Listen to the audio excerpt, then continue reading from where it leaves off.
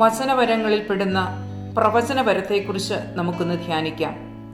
വിശുദ്ധ പത്രോസ് പഠിപ്പിക്കുന്നു, പ്രവചനങ്ങൾ ഒരിക്കലും മാനുഷിക ബുദ്ധിയാൽ രൂപം കൊണ്ടതല്ല, മറിച്ച് പരിശുദ്ധാത്മാവിനാൽ പ്രചോദിതരായി ദൈവത്തിന്റെ മനുഷ്യർ സംസാരിച്ചവയാണ്. 1 പത്രോസ് 1:11. ക്രിസ്തു സഹിക്കേണ്ടിയിരുന്ന പീഡകളെക്കുറിച്ചും അനന്തര മഹത്വത്തെക്കുറിച്ചും അവരിലുണ്ടായിരുന്ന ക്രിസ്തുവിന്റെ ആത്മാവ് മുൻകൂട്ടി പ്രവചിച്ചു. അപ്പസ്തോല പ്രവർത്തനം 11:28 ജെറൂസലേമിൽ നിന്ന് അന്ത്യോക്യയിൽ വന്ന ഹഗാബോസ് എന്ന പ്രവാചകൻ ലോകവ്യാപകമായ ഒരു ക്ഷാമമുണ്ടാകുമെന്ന് പരിശുദ്ധാത്മാവിൽ പ്രചോദിതനായി പ്രവചിച്ചു. ക്ലാവുദീസിന്റെ ഭരണകാലത്ത് ഈ ക്ഷാമമുണ്ടായി. ദൈവം വെളിപ്പെടുത്തുന്ന കാര്യങ്ങൾ ദൈവത്തിനു വേണ്ടി ഒരാൾ സംസാരിക്കുന്നതാണ് പ്രവചനം.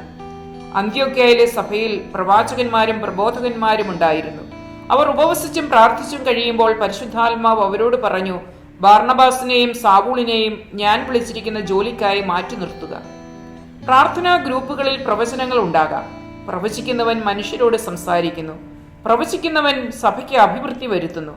10,000 വാക്കുകൾ ഭാഷാപരത്തിൽ സംസാരിക്കുന്നതിനേക്കാൾ മറ്റുള്ളവരെ പ്രബോധിപ്പിക്കുന്നതിന് 5 വാക്കുകൾ ബോധപൂർവം സംസാരിക്കുന്നതിനെ ശ്ലീഹ പ്രോത്സാഹിപ്പിക്കുന്നു.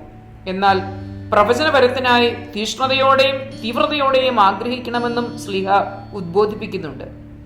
ആമോസ് 3:7 ദൈവമായ കർത്താവ് തന്റെ ദാസന്മാരായ പ്രവാചകന്മാർക്ക് വെളിപ്പെടുത്താതെ ഒന്നും ചെയ്യുന്നില്ല. ദൈവിക രഹസ്യങ്ങൾ വെളിപ്പെടുത്താൻ പ്രവചനങ്ങൾ സഹായിക്കുന്നു. പ്രവചിച്ചുകൊണ്ടിരിക്കുന്ന അവസരത്തിൽ തന്നെ വിധിക്കാനും പരിശോധിക്കാനും ഹൃദയ രഹസ്യങ്ങൾ വെളിപ്പെടുത്താനും അങ്ങനെ അവൻ ദൈവത്തെ ആരാധിക്കാനും കാരണമാകും. സമൂഹത്തിനും വ്യക്തികൾക്കും ആവശ്യമായ സന്ദേശങ്ങൾ പ്രവചനത്തിലൂടെ ലഭിക്കുന്നു. കർത്താവിന്റെ നിർദ്ദേശമനുസരിച്ച് എസെക്കിയേൽ പ്രവാചകൻ വരണ്ട അസ്ഥികളോട് പ്രവചിച്ചു. എസെക്കിയേൽ 37:10 അവിടുന്ന് കൽപ്പിച്ചതുപോലെ ഞാൻ പ്രവചിച്ചു, അപ്പോൾ ജീവശ്വാസം അവരിൽ പ്രവേശിച്ചു, അവർ ജീവൻ പ്രാപിച്ചു, വളരെ വലിയ ഒരു സൈന്യം പോലെ അവർ എഴുന്നേറ്റ് നിന്നു. സാമുവേലിനെ കുറിച്ച് പ്രഭാഷകൻ 46:20 നിദ്ര പ്രാപിച്ചതിനു ശേഷം പോലും അവൻ പ്രവചിച്ചു, മണ്ണിൽ നിന്ന് അവൻ സ്വരമുയർത്തി പ്രവചിച്ചു എന്ന് രേഖപ്പെടുത്തിയിരിക്കുന്നു. മരിച്ചിട്ടും അവൻ പ്രവചിച്ചു എന്ന് ഏലീഷയെ കുറിച്ചും എഴുതിയിരിക്കുന്നു. കർത്താവിന്റെ നാമത്തിൽ പ്രകൃതി ശക്തികളോട് പ്രവചിക്കാൻ ഏലിയായ്ക്ക് കഴിഞ്ഞു. മഴയും മഞ്ഞും പ്രവചനത്തിന് കീഴ്വഴങ്ങി. സ്വർഗത്തിൽ നിന്ന് അഗ്നി ഇറക്കുവാനും ഏലിയായ്ക്ക് സാധിച്ചു. പ്രവാചകനായ സാമുവേലിൽ നിന്ന് അഭിഷേകം സ്വീകരിച്ച് ഗിബെയാലിലെത്തി പ്രവാചകഗണത്തെ കണ്ടുമുട്ടിയപ്പോൾ ദൈവാത്മാവ് നിറഞ്ഞ സാവൂളും പ്രവചിച്ചു. മോശയുടെ മേൽ ഉണ്ടായിരുന്ന ദൈവിക ചൈതന്യം 70 നേതാക്കന്മാർക്കായി ദൈവം കൊടുത്തപ്പോൾ അവർ പ്രവചിച്ചതായി സംഖ്യയുടെ പുസ്തകത്തിൽ പറയുന്നു. സംഖ്യ 23 ബയോറിന്റെ മകൻ ബാലാം ദൈവത്തിൽ നിന്ന് ദർശനം ലഭിച്ച് ഇസ്രായേലിനെ അനുഗ്രഹിച്ചുകൊണ്ട് നടത്തിയ പ്രവചനം രേഖപ്പെടുത്തിയിരിക്കുന്നു. പുതിയ നിയമത്തിലെ പ്രവാചകനായ സ്നാപക യോഹന്നാന് മരണം വരിക്കേണ്ടി വന്നു. അത്ഭുതങ്ങൾ പിശാചിനും പ്രവർത്തിക്കാൻ കഴിയുന്നത് കൊണ്ട് വ്യാജ പ്രവചനങ്ങളും ഉണ്ടാകാം.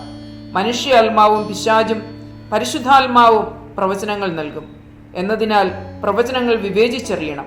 പ്രവാചകന്മാരുടെ ആത്മാവ് പ്രവാചകന്മാർക്ക് വിധേയമായിരിക്കണം. പുതിയ നിയമത്തിൽ പുരോഹിതനായ സക്കറിയായുടെ പ്രവചനം ശ്രദ്ധേയമാണ്. ലൂക്ക 1:76 നീയോ കുഞ്ഞെ അത്യുന്നതന്റെ പ്രവാചകൻ എന്ന് വിളിക്കപ്പെടും. കർത്താവിന് വഴിയൊരുക്കുവാൻ അവിടുത്തെ മുൻപേ നീ പോകും. സ്നാപകനെ കുറിച്ചുള്ള ഈ പ്രവചനം യഥാകാലം നിറവേറി. പ്രവചനപരത്തിനായി നമുക്കും ആഗ്രഹിച്ച് പ്രാർത്ഥിക്കാം. പരിശുദ്ധാത്മാവായ ദൈവമേ, ദൈവിക പദ്ധതിയും ദൈവിക തിരുമനസ്സും വെളിപ്പെടുത്തുന്ന ശക്തരായ പ്രവാചകരെ സഭയിൽ ഉണർത്തണമേ. സഭയുടെ ഉത്കർഷത്തിനും പൊതുനന്മയ്ക്കും ഉതകുന്ന പ്രവചനങ്ങൾ ഇക്കാലഘട്ടത്തിൽ അവരിലൂടെ സംഭവിക്കുവാൻ ഇടയാക്കണമേ. ആമേൻ. സുകൃതജപം. പ്രിയ പരിശുദ്ധാത്മാവേ, ഞങ്ങൾക്ക് പ്രവചനവരം നൽകണമേ.